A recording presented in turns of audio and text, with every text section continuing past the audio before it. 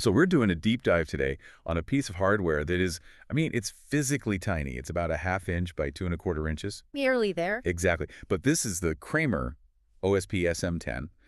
And despite its size, this little SFP plus transceiver is doing some incredibly heavy lifting. It really is. It's that classic thing in infrastructure, right? The smallest parts often solve the biggest problems. So I guess our mission here is to figure out how this specific little module solves what they call the long-haul problem in AV setups. Yeah, the problem of just getting a signal from A to B when B is really, really far away.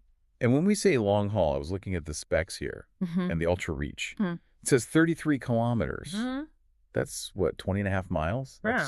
That's wild. It is, yeah. I mean, you think about a standard copper cable, you're lucky to get 100 meters before the signal just dies. Right. To go 20 miles, you have to be on single mode fiber. There's just no other way. Because single mode is what keeps that pulse of light so tight, right?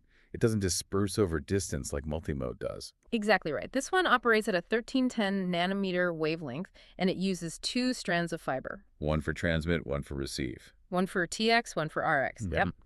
That's how it keeps the signal so clean across, I mean, literally across a small city. Okay, but distance is only half of it. The reach doesn't really matter if the pipe isn't wide enough to push serious data through it. Yeah, of course. So what's the speed we're talking about here? The max data rate is 10.2 gigabits per second. 10.2. Okay, so that's definitely in the sweet spot for like high-quality, uncompressed video. Oh, yeah. I mean, that's what Kramer is known for. So that 10G throughput it's essential for their integrators. It has to just work. And it's also designed to stay working. I saw it's a standard SFP plus footprint, so it's hot pluggable. Which is huge. You're not shutting down a core switch in a broadcast facility just to swap out a transceiver. You pull one out, you plug the new one in. Right, critical for any kind of 2.47 operation. But there was one detail, one warning in the documentation that really jumped out at me. Ah, yes.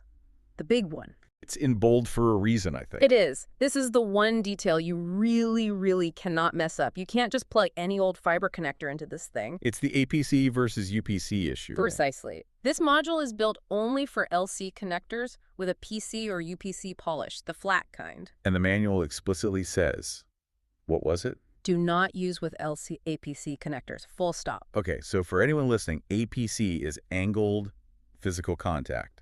The tip of the fiber is polished at an angle. An 8-degree angle, yeah. So if you try to force that into a flat UPC port like this one has, you're going to have a bad time. You create an air gap, and the signal just falls apart. Well, you get massive signal loss, or even worse, you can physically damage the transceiver. You can crack the fiber face. So a tiny physical mismatch could just brick a whole installation. Yeah, you have to match the polish. It's non-negotiable. Okay, so despite all this power, 33 kilometer range, 10G speed, the power draw is actually pretty low, isn't it? It's amazing, yeah. It's a laser class I product. It's fully certified, and it runs on just 1 watt. Just 1 watt.